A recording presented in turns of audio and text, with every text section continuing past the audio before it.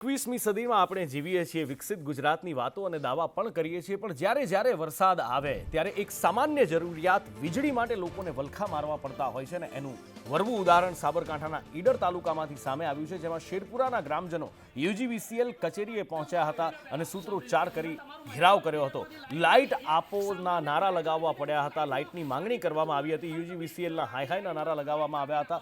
મહેશ્વરી ફીડરમાં છેલ્લા 20 દિવસથી વીજ ધાંધિયા છે, લાઇટ ચાલુ બંધ થાય છે અને ગ્રામજનોને હાલાકી પડી રહી છે. લોકોના કેટલાય ઇક્વિપમેન્ટ્સને પણ નુકસાન થયું છે, પણ એમ છતાં પણ યુજીવીસીએલ દ્વારા કાર્યવાહી ન કરવામાં આવતા આખરે લોકોએ યુજીવીસીએલ કચેરીનો ઘેરાવ કરવો પડ્યો હતો.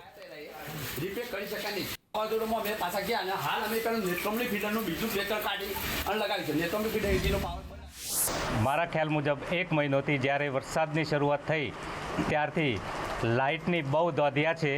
અમારું ફીડર મહેશ્વરી છે. મહેશ્વરીમાંથી જે લાઇટ આવે છે એ અમારા ગામમાં પૂરતી લાઇટ મળતી નથી. અવારનવાર લાઇટ ચાલુ બંધ ચાલુ બંધ ચાલુ બંધ. છેલ્લા 1 મહિનોથી આ પરિસ્થિતિમાં અમે પસાર થઈ રહ્યા છીએ. અમે સમજીએ છીએ ભયાનક વાવાઝોડું આવે તો અમે પણ સમજીએ છીએ કે ભાઈ કોઈ પણ લાઇટને કોઈ પ્રોબ્લેમ છે તો થોડી રાહ જોઈએ છીએ. અમે 1 દિવસ રાહ જોઈએ પૂરી વાવાઝોડાને લીધે. સામાન્ય છોટા પડે અને તરત જ લાઇટ ટ્રીપ થઈ જાય છે. અમારી રજૂઆત કોઈ સાંભળવા અહીંયા તૈયાર નથી.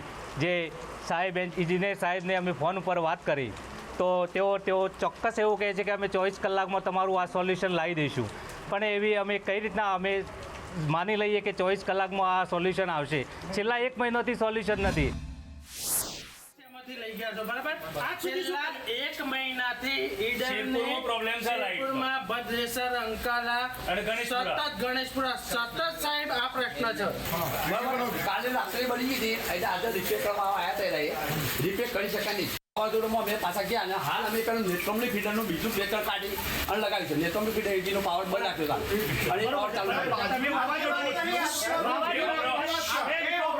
વાવાઝોડાની વાત કરી. આજે અત્યારે સવારથી અત્યાર સુધીમાં એક પણ પવનનું વાવાઝોડું છે નહીં.